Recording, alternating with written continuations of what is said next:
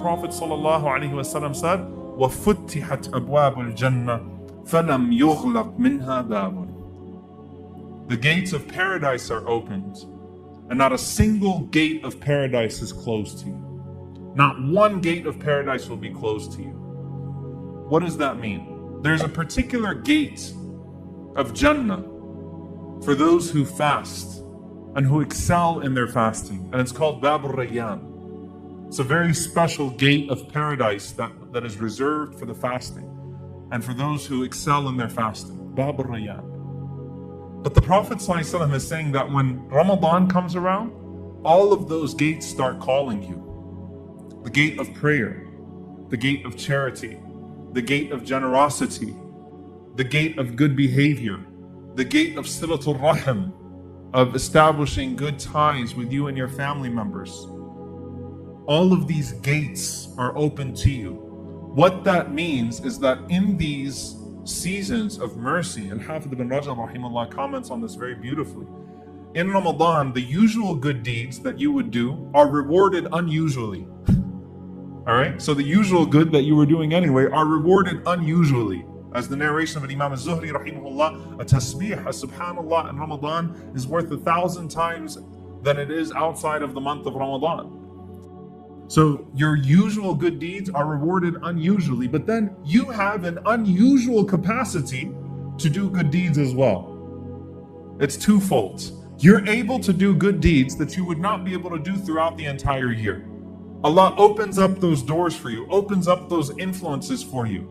You're able to pray more in this month than you can pray throughout the entire year. You're able to read more than you can read throughout the entire year. You're able to make more dua, to supplicate more than you're able to make throughout the entire year. So the idea is now, just as the only bad habits that I'm suffering from in Ramadan are the weakening bad habits that I have to relinquish permanently as I get into this month.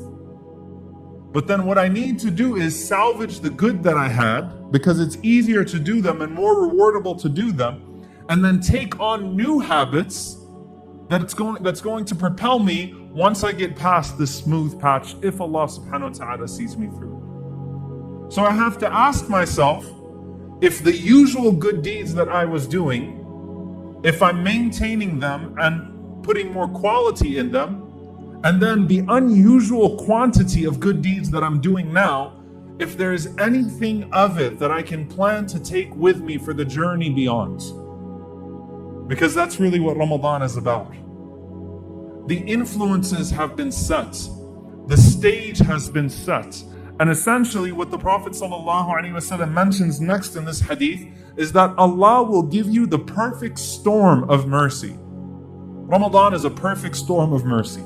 Forgiveness of sins, removing the bad influences, removing the shayateen that promote those bad influences, not the human shayateen, they're still around in full force, but at least the jinn shayateen, maradatul jinn, restraining them, restraining the influences, opening up the doors for good deeds, rewarding your usual good deeds unusually, and then exposing you to an unusual quantity of good deeds. But at the end of the day, even with that perfect storm, you have to move and you have to run. Allah subhanahu wa ta'ala will not run for you. And that's an important concept. If it wasn't important, the Prophet ﷺ would not mention it in the way that he does. At that point, as you're on this path and you're able to move now and run at a pace that you're not able to run before. Yunadi munadin ya baghi al-khayr aqbil. At that point, a caller calls out to you and says, "O seeker of good, come forth. Come forth." Let me say one thing very clearly.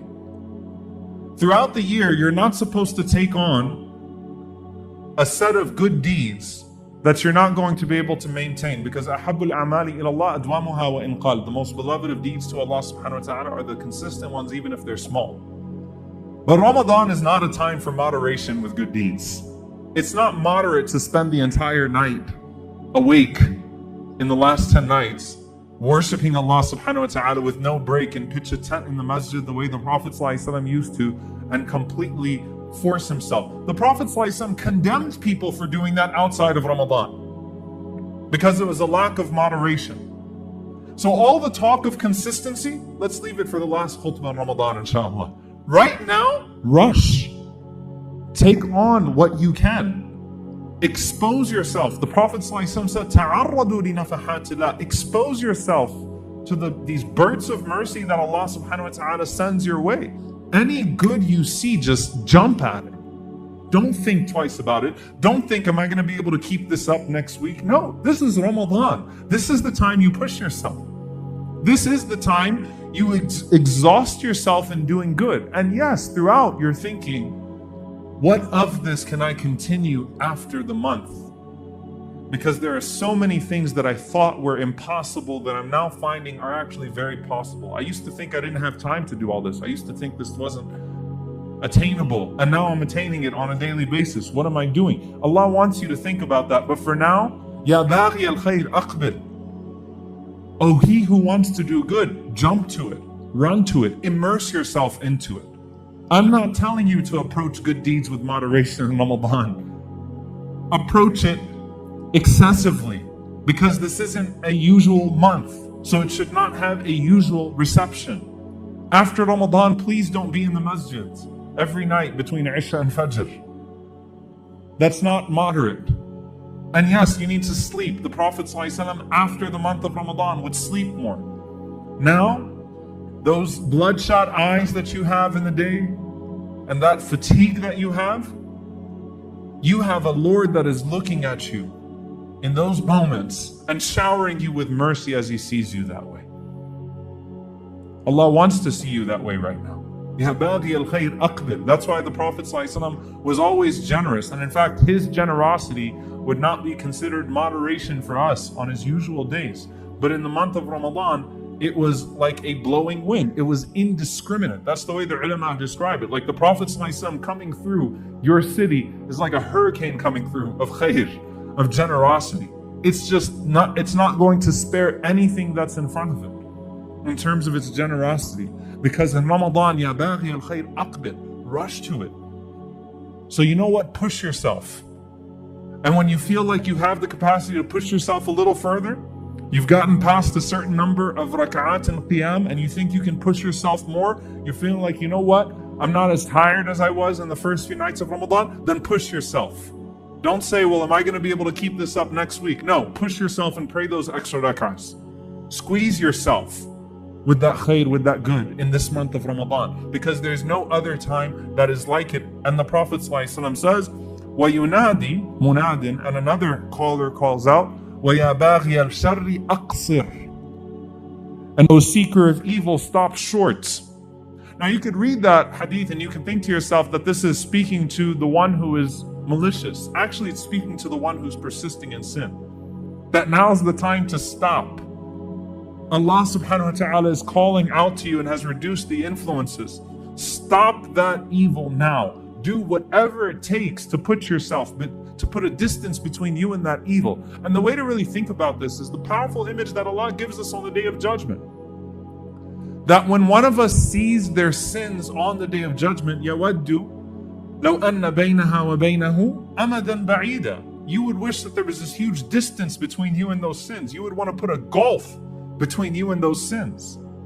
Do that now as you're becoming more aware. What can I do to distance myself? Not just quit this bad habit now. What are the barriers I can put in place while those influences are there so that I can put a distance between me and that sin?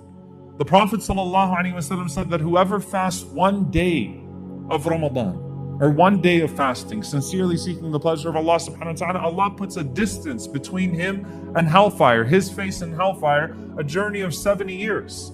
What's the distance that I can put between those bad habits and me so that I can continue after Ramadan and not worry about those bad habits?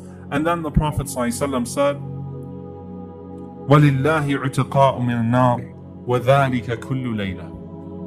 And Allah redeems people from the fire, and that is every single night of Ramadan. The biggest mistake we make in Ramadan is we gear up for a part of Ramadan that we might not even live to see. Every day of Ramadan is an opportunity. Every day of Ramadan is its own unique race. Every time you take that last sip of water at suhoor, up until you take that first sip of water at iftar, you have a new race every day to be amongst those that Allah has included from al-utaqa, from those who are redeemed, those who have attained what we seek from this entire month. And the Prophet ﷺ said in another hadith, also authentic, وَيُزَيِّنُ اللَّهُ الْجَنَّةَ كُلَّ يَوْمٍ فِي رَمَضَانٍ فيقول تزيني يوشك عبادي الصالحون أن يلقوا عنهم المؤونة والأذى ويصيروا إليك. That Allah beautifies paradise every day in Ramadan, and He says to it, beautify yourself, for soon my anticipating righteous servants will shed their hardships and griefs and enter into you. So your Jannah gets more beautiful every day in Ramadan. How are you decorating your home every single day in Ramadan? Treat every single day as a race. وَتَعَرَّضُوا لِنَفَحَاتِ اللَّهِ, and expose yourselves to those bursts of mercy. وأكون للخير العميم مثالا